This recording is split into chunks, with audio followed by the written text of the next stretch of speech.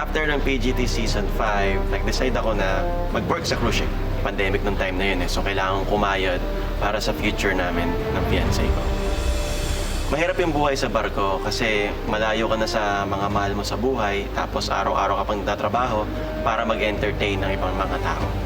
Sa barko ko na rin sinelebrate yung mga importanteng events ng buhay ko gaya ng birthday ko, Pasko, tsaka New Year. Nung pagtapos ng kontrata ko, tinupad ko rin yung mga pangarap ko pag-uwi ko.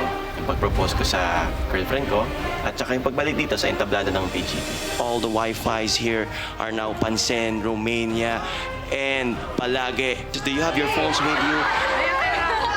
Ang galing!